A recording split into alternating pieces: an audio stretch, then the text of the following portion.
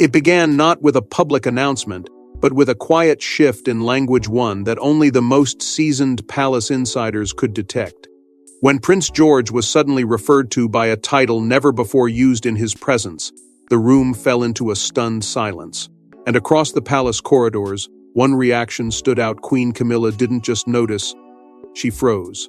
Before we go deeper into what this really means for the royal family, make sure to subscribe so you don't miss a single update. What followed that moment was not confusion, but calculation. Aides who had spent decades navigating the invisible rules of royal protocol instantly recognized that something had shifted, something deliberate, something irreversible. This was not a slip of the tongue, nor a ceremonial exaggeration. It was a signal, a quiet declaration wrapped in a single phrase. Catherine, Princess of Wales, composed as ever, betrayed nothing. Yet insiders would later suggest she had known long before the room fell silent. Meanwhile, Prince William stood steady, his silence louder than any confirmation, his presence reinforcing what others were only beginning to understand. This was authority in motion. This was succession being shaped in real time. And as whispers spread through private offices and guarded hallways, one truth became unavoidable: the title carried weight far beyond tradition. It hinted at a future already being secured, a path being cleared with precision. And for those watching closely, especially within Camilla's circle, the implications were immediate and unsettling. Because if one name could rise so decisively, others could just as easily fall. But what seemed like a simple shift in title was, in reality, the ignition of a deeper conflict, one that had been quietly building behind palace doors for years. Royal titles are never accidental. They are chosen, tested, and positioned with the kind of care that echoes across generations. And in this case, the title now attached to George was not merely ceremonial, it was strategic, deliberate, and profoundly symbolic. It elevated him beyond expectation, placing him not just as an heir in waiting, but as a figure already stepping into legacy. The monarchy, often slow to change, had made a move that felt swift, almost urgent, and those who understood the language of power knew this was no coincidence. This was positioning, this was consolidation. For years, the structure of succession had been clear on paper, but fluid in influence. Now, that ambiguity was dissolving. The message was sharp and unmistakable. The future would not be contested. It would be defined. And while the public might see only tradition unfolding, those inside the institution saw something else entirely: a narrowing of focus, a tightening of control. George was not just being prepared, he was being elevated. And in doing so, the space for others, especially those connected through extended family lines, was shrinking rapidly. Camilla's inner circle, long accustomed to quiet influence and gradual expansion, found themselves caught off guard. The speed of this decision, its quiet execution, left little room for response. It was not just unexpected, it was disruptive. And as the weight of that realization settled in, one question began to dominate private conversations: who had just been pushed aside, and why now? But what seemed like a simple shift in title was, in reality, the ignition of a deeper conflict, one that had been quietly building behind palace doors for years. For years, the palace had maintained a carefully constructed image of unity, a seamless blend of tradition and adaptation. But beneath that surface, tensions had quietly taken root. Different visions of legacy, influence, and future direction had begun to form, often without confrontation but never without consequence. At the heart of it all were two distinct paths: one focused on preserving the direct line of succession with unwavering clarity, and another that sought to expand influence across a broader family network. Camilla, navigating her role with calculated precision, had long been seen as a figure balancing both personal loyalty and institutional expectation. Reports had occasionally hinted at her desire to see her own family more visibly integrated, more acknowledged within the royal structure. These ambitions were never publicly confirmed, but they were never entirely dismissed either. Over time, subtle shifts in appearances, invitations, and acknowledgments had suggested a quiet push for recognition. But now, with George's sudden elevation, that delicate balance was disrupted. The hierarchy was no longer flexible, it was defined. And for those who had hoped for a broader interpretation of legacy, this moment felt like a door closing. The rivalry had never been open, never spoken aloud, but it had always been there waiting. And now it had been triggered. But what seemed like a simple shift in title was, in reality, the ignition of a deeper conflict, one that had been quietly building behind palace doors for years. Those present would later describe the shift in atmosphere as immediate, almost electric. Camilla, known for her composure and strategic patience, was said to have reacted in a way that surprised even those closest to her. Not publicly, not dramatically, but unmistakably. The calm exterior cracked, if only for a moment, revealing the weight of what had just occurred. This was not just a symbolic loss, it was a personal one. A realization that influence, once carefully built, could be reduced in a single, quiet move. Behind closed doors, questions were raised. Why now? Why this title? And perhaps most importantly, why without consultation? Her allies, equally unsettled, sought clarity, searching for signs that this decision could be softened, reframed, or even reversed. But none came. The silence from above was deliberate. It signaled finality. And in that silence, a new understanding began to take shape. This decision had not only been approved, it had been protected. The pathways that once allowed negotiation were no longer open. The system had shifted. And Camilla, for the first time in years, found herself reacting rather than influencing. But what seemed like a simple shift in title was, in reality, the ignition of a deeper conflict, one that had been quietly building behind palace doors for years. Power within the monarchy rarely announces itself loudly. It moves quietly, reshaping structures before most even realize a change has occurred. And with this decision, the shift was undeniable. William's role, already significant, had taken on a new dimension, one that extended beyond preparation into active shaping of the future. His influence was no longer emerging, it was established. Catherine stood beside him, steady and composed, reinforcing the image of unity and direction. Together, they represented a focused vision of the monarchy, streamlined, intentional, and centered on continuity. Around them, senior aides began to align more closely, their priorities adjusting to reflect the new reality.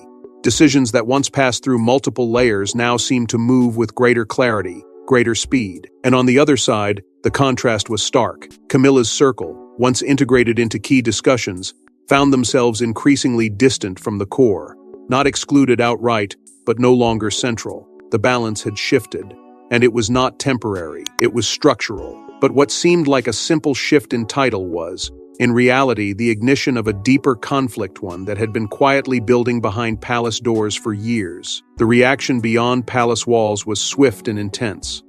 What began as a quiet adjustment quickly became a subject of widespread discussion, speculation, and analysis. Media outlets dissected every word, every implication, searching for deeper meaning.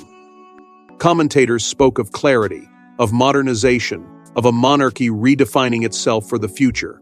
Public sentiment, while varied, showed a noticeable lean toward the direct line toward stability, toward simplicity. Social platforms amplified the conversation, turning whispers into debates, debates into narratives. And within those narratives, a recurring theme emerged. Change had arrived, and it was not subtle. At the same time, renewed attention fell on Camilla's role, her influence, and what this shift might mean for her long-term position. Questions that had once remained on the edges were now central. And while no official statements confirmed these interpretations, the absence of denial only fueled further speculation. The monarchy, as always, said little, but its actions spoke volumes.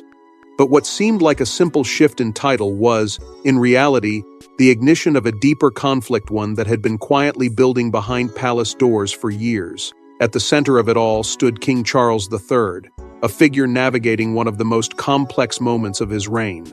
His position was delicate, his responsibilities immense, and his choices increasingly scrutinized.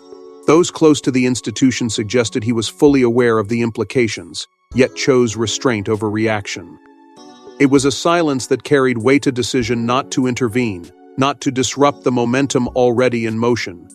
Balancing personal loyalty with institutional duty has never been simple, and in this moment the challenge was undeniable. Supporting Camilla while recognizing William's authority created a tension that could not be easily resolved, and so Charles remained measured, allowing events to unfold while maintaining the appearance of neutrality. But neutrality, in this context, was itself a choice, a quiet endorsement, a recognition that the future required clarity, even at the cost of discomfort. And as that realization settled in, It became clear that this moment was not an isolated decision, it was part of a larger shift, one that would define the monarchy's direction for years to come. But what seemed like a simple shift in title was, in reality, the ignition of a deeper conflict, one that had been quietly building behind palace doors for years. The monarchy has always evolved, but rarely with such precision, such intent. This was not change for the sake of appearance, it was change rooted in strategy, in legacy, in control. George's position now stood unmistakably clear, his future not just anticipated but actively secured. Around him, the structure tightened, focusing inward, reinforcing the core. Camilla's role, while still significant, began to take on a different, shapeless, influential, more symbolic. The shift was not announced, not declared, but it was felt in every decision, every absence, every quiet adjustment. And as the institution moved forward, the message became impossible to ignore. The future would be protected, even if it meant redefining the present. Because in the world of royalty, nothing is ever just a title, and what happens next may reshape everything we thought we knew. Royal titles are never accidental. Every word, every designation carries centuries of weight, and when George's new title surfaced, it wasn't just symbolic, it was strategic. And for those who understood its meaning, the message was unmistakable. The future of the monarchy was being secured without compromise. What made this moment so unsettling within palace circles was not just the title itself, but the precision behind it. Titles within the royal institution are rarely introduced without layers of consultation, quiet approvals, and carefully staged timing. Yet this one arrived with a sense of finality, as though the decision had already moved beyond discussion and into execution long before anyone realized it was coming. For generations, titles have functioned as more than ceremonial labels. They are instruments of power, tools that shape perception, reinforce hierarchy, and signal who stands closest to the center of influence. And in this case, the elevation of Prince George carried a weight that extended far beyond tradition. It suggested a deliberate tightening of the line of succession, a move designed to eliminate ambiguity and assert clarity in a system that has often thrived on quiet flexibility. Within the monarchy, hierarchy is everything. It defines not just roles, but relevance. And by placing George in a position that subtly yet unmistakably elevated him above his contemporaries, the institution was sending a message that could not be ignored. This was not about preparation, it was about positioning. It was about ensuring that when the time came, there would be no confusion about who stood at the forefront of the future. And while the public might interpret this as a natural progression, those within the inner circles understood the deeper implications, because every elevation, no matter how justified, inevitably creates displacement. Every step forward for one figure shifts the ground beneath another, and in this case the shift was significant. For Queen Camilla and those aligned with her, the realization came quickly. The speed of the decision, combined with the lack of visible deliberation, suggested that this was not a move open to negotiation. It had been planned, protected, and executed with a level of discretion that left little room for response. Her inner circle, accustomed to navigating influence through subtle channels and gradual shifts, found themselves confronting something far more decisive. This was not a gradual evolution, it was a defining moment, and with it came an uncomfortable truth. The space for alternative influence within the royal structure was narrowing. The implications extended beyond personal dynamics. They reached into the very framework of the monarchy itself. By reinforcing George's position with such clarity, the institution was signaling a return to a more streamlined vision, one that prioritized direct lineage over extended representation. It was a move that favored stability, predictability, and control, but it also came at a cost. Because in narrowing the focus, it inevitably reduced the visibility and relevance of those who existed outside that immediate line. And for those who had hoped to maintain or expand their place within that structure, the message was stark. The future was being defined, and it was being defined without them. As this realization began to settle, the atmosphere within the palace shifted. Conversations became more guarded, alliances more visible, and the unspoken tensions that had long existed beneath the surface started to take on a new intensity. This was no longer about interpretation or speculation, it was about consequence. And as the weight of that consequence became impossible to ignore, one question began to rise above all others. echoing through private discussions and quiet exchanges with increasing urgency who, exactly, had just been pushed aside. For years, the palace maintained an illusion of unity, but beneath the surface, alliances were fragile and loyalties constantly shifting. And at the center of it all stood two competing visions of legacy, one rooted in tradition, the other in expansion. What made this divide so difficult to detect was not its absence, but its subtlety. It never erupted into open conflict. It never demanded public attention. Instead, it lived quietly in decisions that seemed routine, in appearances that felt carefully balanced, and in moments where inclusion or exclusion carried meanings far deeper than they appeared.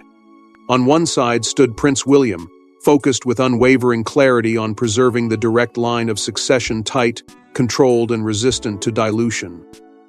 His approach was not impulsive, it was measured, built over years of observation, shaped by the understanding that the monarchy's strength lies in its precision.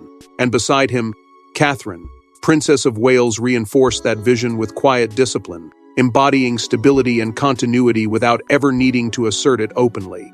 On the other side, a different perspective had slowly taken form, one closely associated with Queen Camilla. Her position within the monarchy had always required careful navigation, balancing personal history with institutional expectation. Over time, reports began to surface never confirmed, yet never entirely dismissed, suggesting a desire to see her own family more visibly acknowledged within the royal structure. Not through confrontation, but through presence, through gradual inclusion, through subtle shifts in recognition that over time could reshape perception. It was not an aggressive strategy, but it was persistent. And within palace dynamics, persistence often carries more weight than force. This quiet push created an underlying tension that few spoke about openly, but many seemed to sense.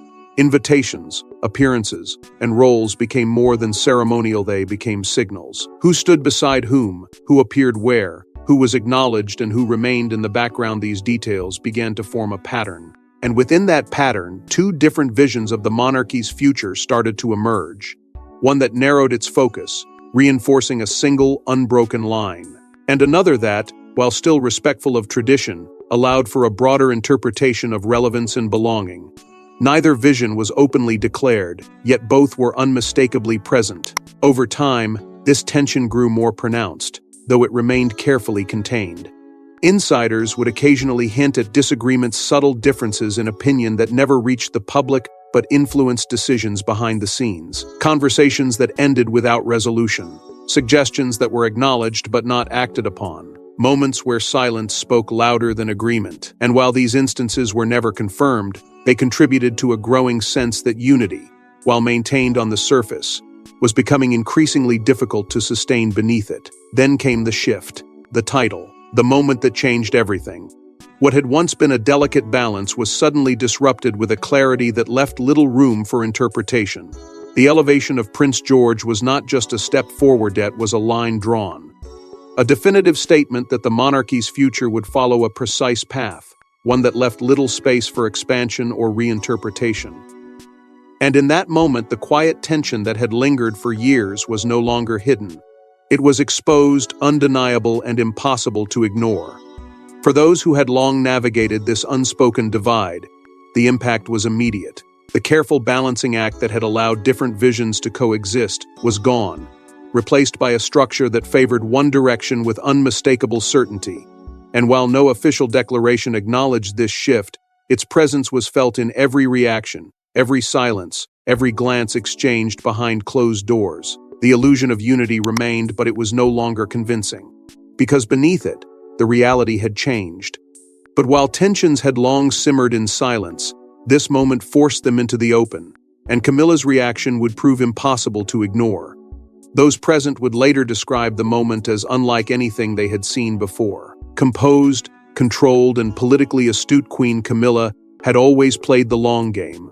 But this time, something shifted. The control slipped. It did not happen in a dramatic outburst or a public confrontation. It was quieter than that, far more unsettling. A pause that lasted just a fraction too long. A response that came just a moment too late. For someone known to anticipate every move, to stay several steps ahead in even the most delicate situations, this hesitation spoke volumes. Those who understood her patterns immediately recognized the change. This was not calculated restraint. This was disruption. Behind closed doors, the reaction became clearer, more defined, and far more intense. Reports began to surface carefully worded, never fully confirmed, suggesting that Camilla had raised serious concerns about both the timing and the intent behind the decision. Why now? Why with such speed?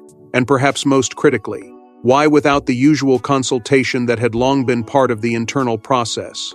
These were not casual questions. They were pointed, deliberate, carrying the weight of someone who understood exactly what had been lost in that single moment. Because this was not just about a title. It was about influence, about positioning, about years of carefully maintained balance being undone almost overnight. Her allies moved quickly, attempting to contain the situation before it could solidify into something irreversible. Quiet inquiries were made, clarifications were sought. Some even pushed for reconsideration, hoping there might still be room to adjust the narrative, to soften the impact, or at the very least, to understand the full scope of what had just occurred. But the responses they received, or rather, the lack of them, only deepened the tension. There was no indication of reconsideration, no sign that the decision was open to revision. Instead, what emerged was a growing realization that this move had been secured at the highest level, protected in a way that made it untouchable. And that realization changed everything. Because once a decision reaches that level of authority, it ceases to be negotiable. It becomes structure. It becomes direction. And for Camilla, that meant confronting a reality she had long worked to avoid, that her influence, once steady and expanding, had just been sharply, decisively reduced. The networks she had relied on, the channels through which she had navigated the institution, suddenly felt narrower, less responsive. Not closed, but no longer central. And in a system where proximity to decision-making defines relevance, that shift carried enormous weight. What made this moment even more powerful was the contrast it revealed. For years, Camilla had built her position through patience, through careful alignment, through an understanding of how to operate within the boundaries of the monarchy without ever appearing to challenge them. She had adapted, adjusted, and endured. And yet, in this single moment, all of that experience seemed to collide with a force she could not redirect. This was not a negotiation. This was a declaration. As the initial shock began to settle, what remained was not just frustration, but a deeper, more unsettling awareness.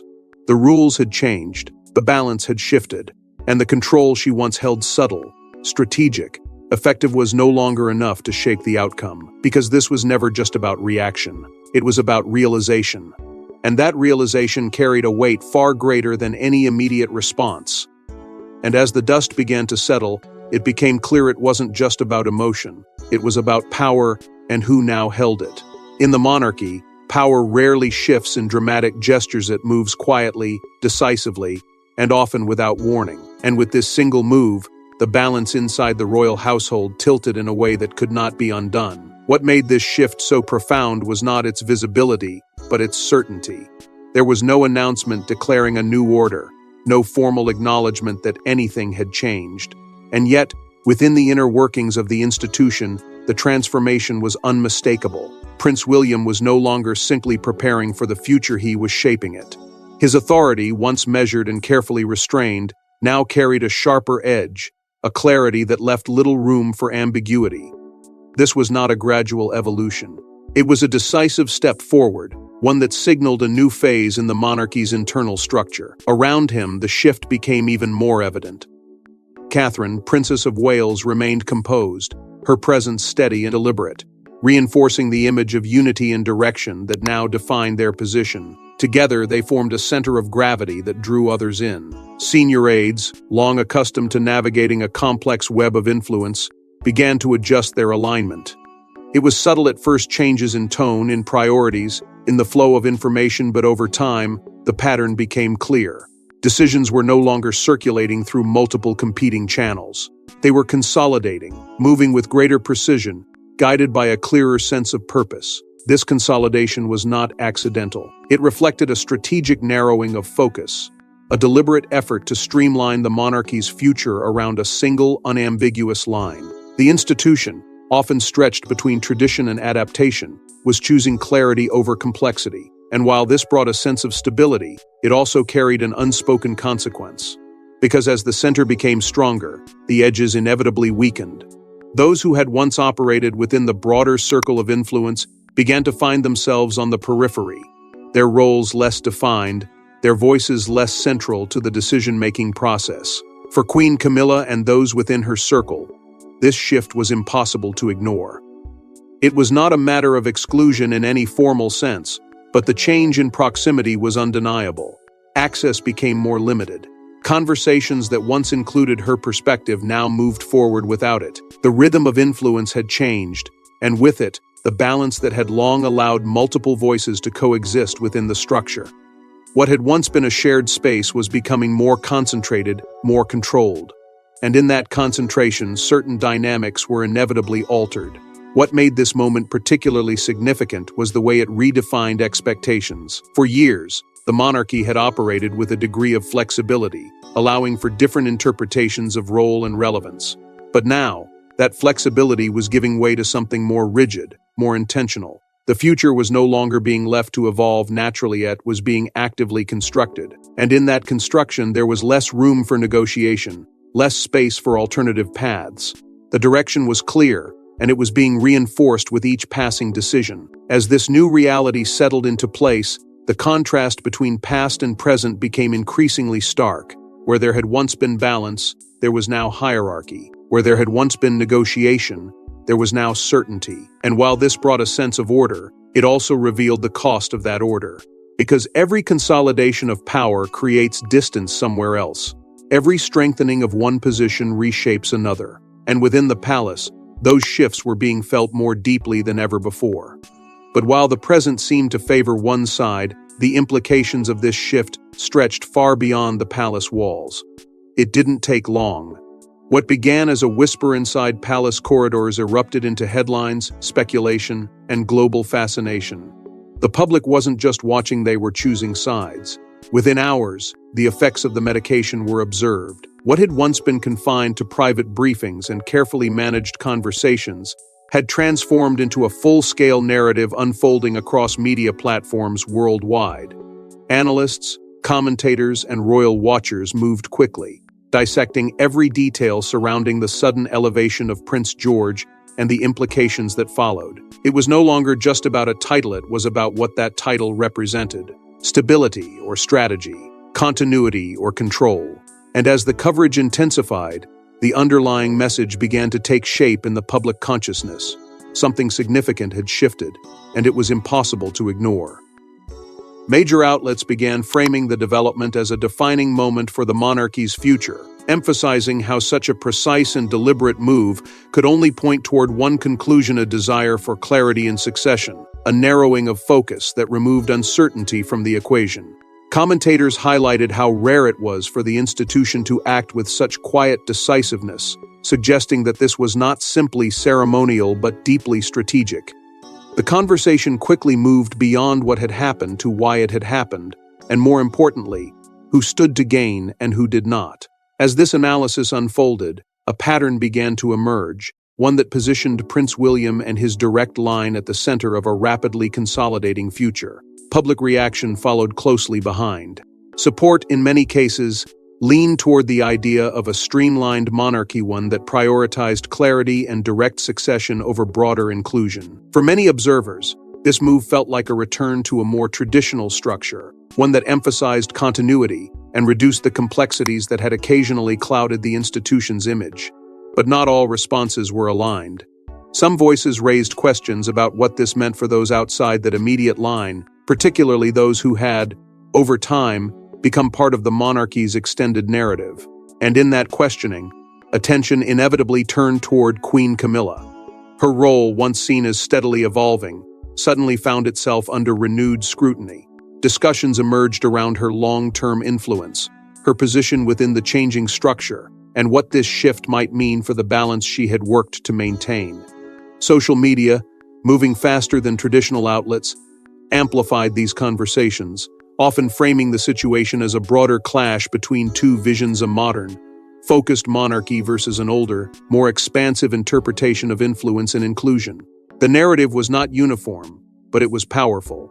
It carried emotion, speculation, and a sense of unfolding drama that drew audiences deeper into the story. What made this moment particularly striking was how quickly perception began to shape reality. The monarchy, an institution built on tradition and continuity, was now being interpreted through a lens of change and strategy. Every silence, every absence, every subtle shift in language became part of a larger narrative that extended far beyond the original decision. And as that narrative grew, so did the sense that this was not just a passing moment of attention, it was a turning point. Yet behind the headlines and public debate, the most critical conversations were still happening in private, where the future of the monarchy would truly be decided. At the center of it all stood King Charles III, a monarch torn between duty, legacy, and personal loyalty. And as tensions escalated, his silence spoke louder than any statement. It was not the silence of indecision, nor the absence of awareness. It was something far more complex. Those who understood the rhythms of the monarchy recognized it immediately: a deliberate stillness, carefully maintained in a moment where every word could shift the balance even further, because Charles was not removed from what was unfolding. On the contrary, he was deeply aware of its implications. He understood the weight of the decision surrounding Prince George, the message it carried, and the consequences it would inevitably bring. Yet, despite that understanding, he chose not to intervene publicly. And in doing so, he allowed the momentum to continue, uninterrupted. This restraint placed him in an extraordinarily delicate position. On one side stood Queen Camilla, whose reaction, though largely confined to private spaces, could not be ignored. Her concerns, her questions, her sense of displacement, all of it existed within the same reality Charles now had to navigate. On the other side stood Prince William, not just as his son, but as the future of the monarchy, stepping forward with a level of authority that demanded recognition. Supporting one did not simply mean overlooking the other. Every gesture, every decision, carried meaning. And in a system built on symbolism, even silence becomes a form of communication. Insiders, speaking cautiously and often indirectly, began to suggest that Charles's silence was not entirely neutral. That beneath the measured exterior, there was a quiet acknowledgement of the direction being set. A recognition that the monarchy, in its current form, required clarity more than compromise. That the future, however difficult, could not be shaped by hesitation. These interpretations were never confirmed, but they persisted, adding another layer to an already complex narrative. Because if his silence was indeed a form of approval, then it carried enormous weight. It meant that the shift taking place was not only accepted, it was allowed to solidify. What made this moment particularly heavy was the context in which it unfolded. Charles was not just managing a present conflict, he was shaping the final chapters of his reign. Every decision, every choice not to act, contributed to the legacy he would leave behind. And that legacy was no longer just about continuity, it was about definition, about ensuring that the monarchy he passed on was structured, stable, and prepared for what lay ahead. But achieving that clarity came with a cost, because in reinforcing one path, others inevitably became less certain. And those affected by that shift were not distant figures, they were part of his immediate world. This is where the conflict deepened. Duty demanded one course of action. Personal loyalty suggested another. And between those two forces, Charles remained measured, composed, and outwardly unchanged, yet the weight of that balance was undeniable. It shaped every interaction, every pause, every carefully chosen moment of restraint, because in the monarchy, the most powerful decisions are often the ones that are never spoken aloud. As the situation continued to evolve, one realization began to take hold within the palace walls. This was not a temporary adjustment. It was a turning point, a moment where the direction of the monarchy had been set with a clarity that could not easily be reversed. And Charles, standing at the center of it all, had allowed that direction to take form not through declaration, but through acceptance. And in the end, as all eyes turned toward what would happen next, one truth became impossible to ignore: this was only the beginning. The monarchy has always evolved, but rarely has that evolution felt this immediate, this deliberate. With one title, one moment, and one unmistakable message, a new chapter had begun. What had once been subtle, gradual, almost imperceptible shifts within the institution had now crystallized into something far more defined. The rise of Prince George was no longer a distant certainty waiting patiently in the future. It had become a living, active force shaping the present. His position was not just acknowledged, it was reinforced with a clarity that left no room for interpretation. And within the intricate framework of the monarchy, that kind of clarity carries immense power. It redraws expectations. It resets priorities. It establishes a direction that others must either align with or step away from. What made this moment so profound was the sense of finality it carried. The monarchy, often perceived as an institution that adapts slowly, had acted with precision and intent, signaling a tightening of its core structure. The broader, more flexible interpretation of influence that had existed in recent years was giving way to something more focused, more controlled. This was not about expansion. It was about consolidation, about ensuring that the future remained anchored to a single, unbroken line. And in doing so, the institution was sending a message that extended far beyond its own walls, that stability would be preserved, even if it required difficult adjustments along the way. For Queen Camilla, this shift marked a turning point that could not be ignored. Her role, once evolving and increasingly integrated into the fabric of royal influence, began to take on a different tone. Not diminished in presence, but altered in significance. The space she occupied within the decision-making structure seemed to narrow, becoming more symbolic than strategic. It was not an abrupt removal, nor an explicit reduction, but the change was undeniable. And within a system where influence is often measured by proximity to power, that subtle shift carried a weight that could not be overlooked. At the same time, the broader message of this transformation began to settle into place. This was about more than individuals, more than titles. It was about legacy itself, how it is protected, how it is transferred, and how it is controlled. The monarchy was not simply reacting to circumstances, it was defining them. It was choosing a path that prioritized continuity over complexity, clarity over compromise. And in doing so, it was setting a precedent for everything that would follow. Because once a decision of this magnitude is made, it does not exist in isolation. It becomes a pattern, a framework, a signal that future choices will be made with the same level of decisiveness, the same willingness to reshape the present in order to secure the future. And perhaps that is what makes this moment so compelling, so charged with meaning. It is not just about what has already happened, it is about what it suggests is still to come. Because if one title can shift the balance so completely, what might the next decision bring? What other changes are already being prepared, quietly, carefully, beyond the reach of public view?